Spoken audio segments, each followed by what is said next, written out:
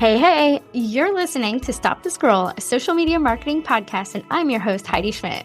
I'm a social media strategist and agency owner with over 15 years of marketing experiences helping businesses grow online. We'll be diving into what you need to know so that you can show up confidently online without the overwhelm. Get your notebook ready to jot down some amazing marketing gems, and let's dive into it. Welcome back to another episode of Stop the Scroll, and I have to start with my sidebar today. And I feel like sidebars have kind of become a thing in my podcast. They're like completely off topic, random things.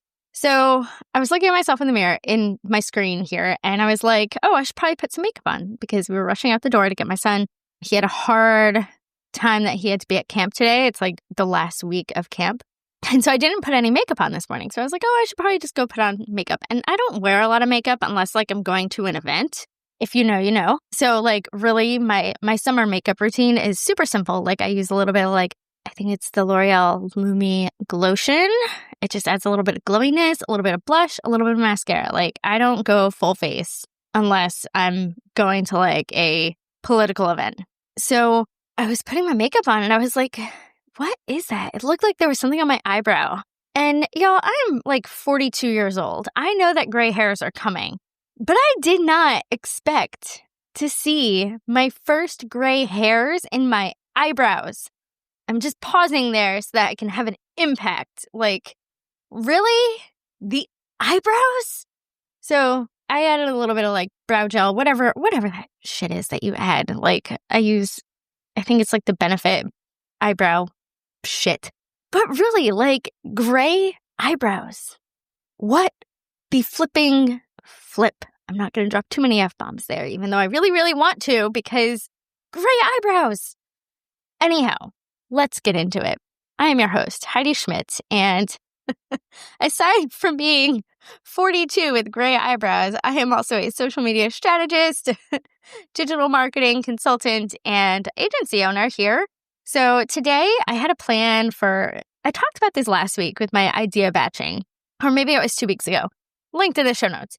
And so I always have my topics for the podcast mapped out, and I record them usually like Wednesdays or Thursdays. I try to be Wednesdays because I know it's better for my editor because I love her and she is chef's kiss amazing.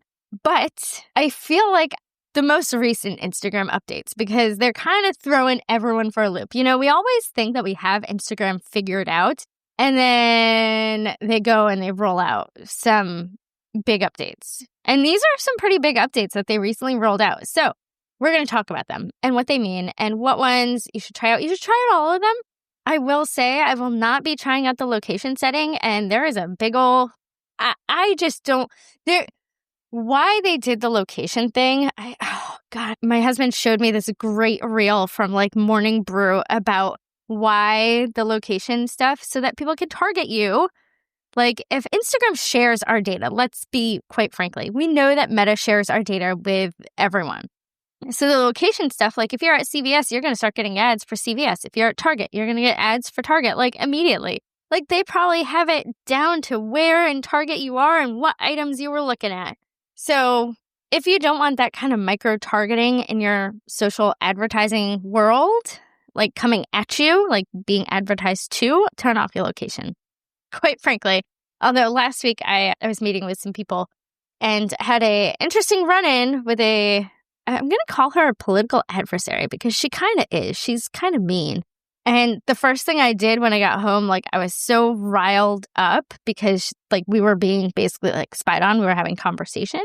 Literally, like I got home and I was just like, what just happened? And the first thing I did was I locked down like all my personal accounts, which I probably should have done anyhow because I am running for office. And while I am being completely open and upfront, and I'm still trying to figure out like my own digital presence as a candidate, and I'm going to talk about that in a few weeks because it's a big mindset thing. Sorry, this is another little bit of a sidebar. And I hear this mindset thing from lots of business owners. So we're going to talk about that maybe next week. I think that's going to be the episode that I do next week. So stay tuned because when you're putting yourself out there, like it's a big thing. And it has been this cliff that I have been like standing on the edge of, like literally like standing on the edge of a diving board off like some massive like platform. Like I imagine this is what Olympic divers feel like when they're like looking down like, whew. And I feel like, I launched my campaign in June, and I feel like ever since then I've been like standing on the cliff like, okay, I've really just got to like get into this. I've got to raise money. I've got to like put myself out there. And there's just something like some inner feeling that just like is like, I feel like I'm clenching my stomach and not making that leap. So we're going to talk about that in another episode, another sidebar, sorry. Anyhow, let's talk about some of these Instagram changes. So Instagram is always changing. We know this. They obviously are doing more social discovery. They are working on user retention and messaging. They've added longer form content in the term of 3-minute reels. These are all big things that they've done.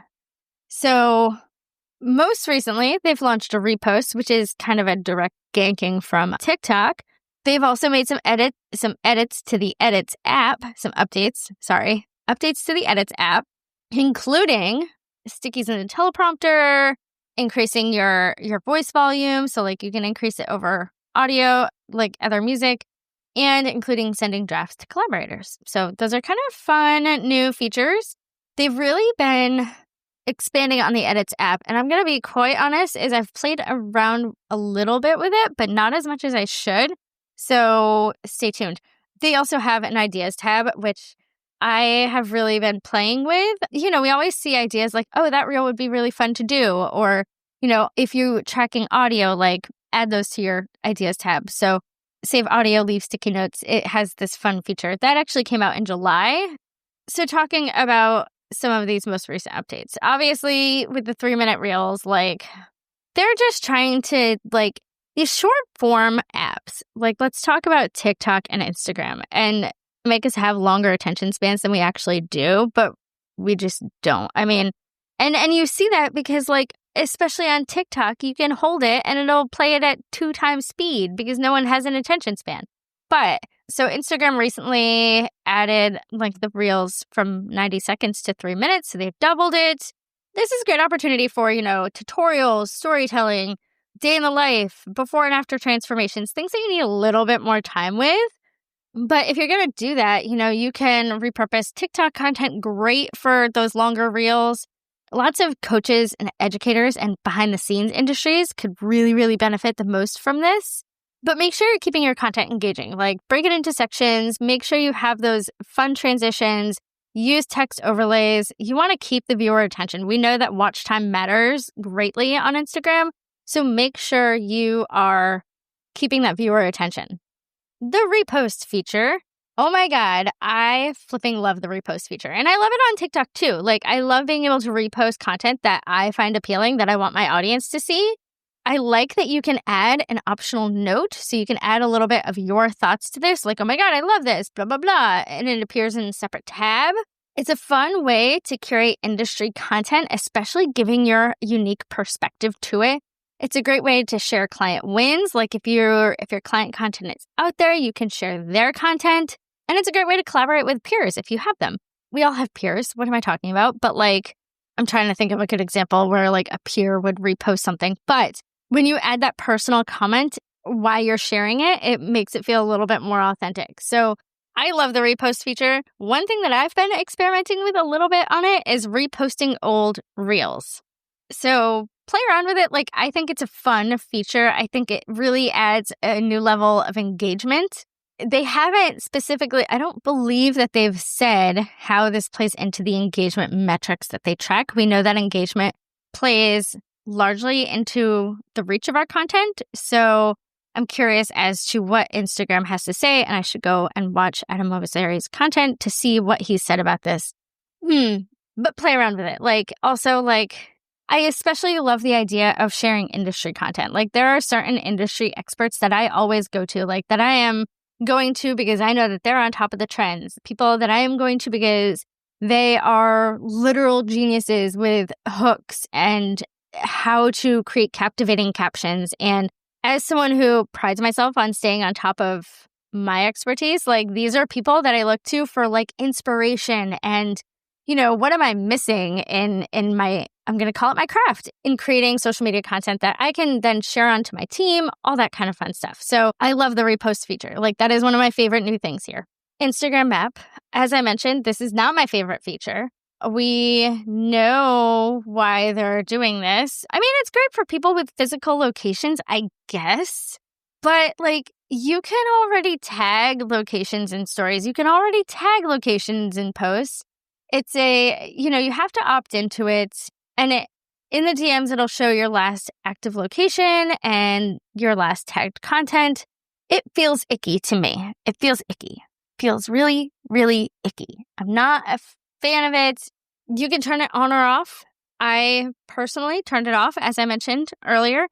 It could be powerful for people, especially who are doing local marketing, like if you do a lot of events, that kind of stuff. But have some boundaries. I do not need people to be tracking where I am.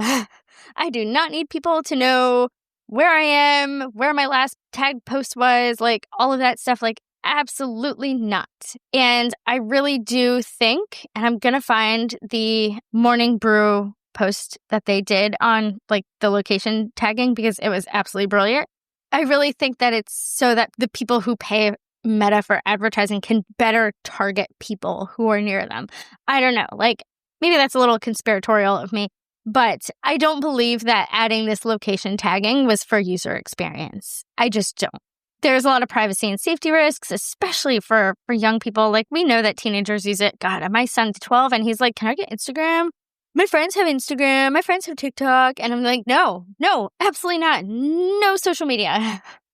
I did not have social media until I was 21 years old. And my teenage years were better for it. And I cannot fathom, I cannot begin to emphasize, yes, I do social media for a living. This is the career that I have fallen into. I really enjoy it. I enjoy the businesses that I work with. But from a mental health perspective, we all need some boundaries. And if there is one thing that we know that teenage kids are bad at, it is boundaries. That's what I tell my son. So, plus we know people who have actually worked at Meta and they are like, my kid is never getting on Facebook or Instagram. So, that tells us something, right? Right.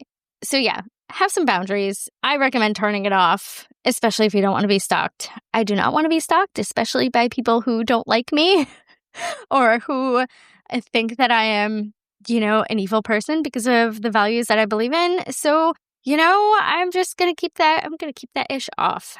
One thing that I do like is the Friends tab in Reels. So you can see the content that your friends like, are commenting on, and are reposting.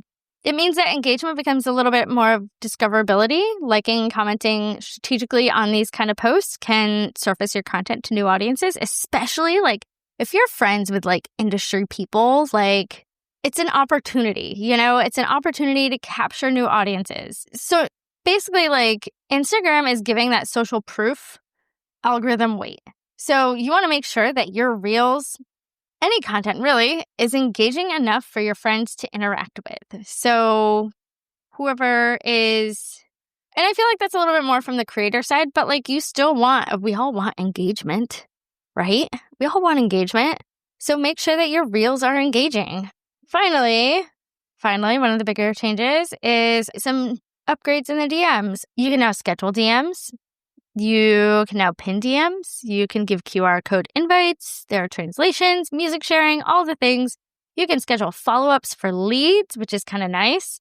You can pin important client information or collaboration details. This is less about content and more about relationship maintenance, which especially for businesses is a BFD. So if you are constantly active in your DMs, you should definitely be testing out some of these new upgrades in the DMs, especially the scheduling of follow-ups, all that kind of fun stuff. That's really important for you. So here's your checklist takeaway for the most recent Instagram updates as of August 2025. Try some 3-minute reels. We're using them for tutorials. We're using them for behind the scenes, some transformations, all that kind of fun stuff. Make sure you're keeping it engaging. You want to make sure that you always have captions. When you're speaking, you want to make sure that you have captions because that's an accessibility issue. Not everyone listens to reels with music on it. So make sure that you're adding those visual changes for transitions to keep it interesting, and make sure that you are using captions. Experiment with the repost feature. Share that industry news, share your client content, share collaborations, all that kind of fun stuff. And make sure that you're always adding your perspective so that it feels personal and not just a reshare. Like, we can reshare things on Threads. We can reshare things on TikTok. We can reshare things on X. We can share things on Facebook. But I always love giving that perspective about why it's important, how it impacted you, what your perspective is, something to personalize it. Like, otherwise you're just sharing someone else's content. You're giving them a little bit more reach and you're not giving your perspective. So they're just getting bonus reach. So give your perspective, especially if it's something industry related for you. Decide if the Instagram app is right for you. It's not right for me. I'm not going to lie. It's not right for me. Be intentional with your privacy. You can also create close friends only or custom lists. So if you do want to keep it on, you can share that kind of stuff with close friends, all that stuff. If you are a local business, you can use those location tags to appear in searches. You got to decide if it's right for you. Engage in your friends tab for reels. If you are following people, if they are your friends, like, you should just be engaging with them. This is a great way if you are a business and you want to make sure that you're building relationships with like industry people, prospective customers. Like, those are the people that you should be following on your friends tab for reels. Those are people, like, I'm going to make sure I always engage with my clients' content, even if it's content that I've created, because I know that engagement matters. So make sure that you're engaging. Use that friends tab for reels to engage with those other industry experts, to engage with your clients, to just kind of like keep those relationships moving along, right?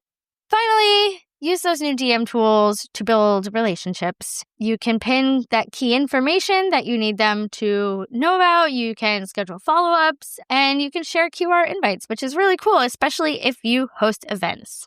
So pick 1 to 2 this month, track your results, and then decide what to keep in your strategy. You don't have to keep everything. We don't have to test out everything. There are some that you're like, meh, that's not for me. Leave it, Do like my cat and just leave it alone. Literally, before I recorded, she was like trying to get into this massive bag of litter that I have. I don't have a home for it right now, so it's just in my office. And I was like, cat, why are you trying to get into the bag of litter? If you rip that bag open, it is going to be a disaster. Leave it. Even though I know cats are not like dogs and they do not listen, they give 0 Fs and they will look at you like you have 10 million heads, and then they'll go about their day doing the same shit that you didn't want them to do. Life of a cat mom. Anyhow, that is all for today. As with anything, with your social media strategy, take what works for you, leave the rest. Use it intentionally. Just because something is new and shiny and fun doesn't mean that it's right for every business. And I am doing an experiment with trial reels, honestly, and I'm not loving trial reels. Like, that was a new feature like a month or 2 ago, and it targets just your non-followers. Like, it puts your content out to non-followers. Now, it probably doesn't help that I'm sharing trial reels at like 11 o'clock at night. But I even share them like on the weekend, in the morning, and I'm not loving trial reels. That's just me. So, sorry, my throat is really froggy today. Anyhow, that's all for today. Until next time, I would love it if you would subscribe, leave a review. I love reading reviews. I love hearing what you guys are loving. If you know me, you can always drop me a DM. Tell me what you love about the podcast, what you hate about it. I take all feedback. Until next time, go forth, take the features of Instagram that you want, and go forth and create amazing content that stops the scroll.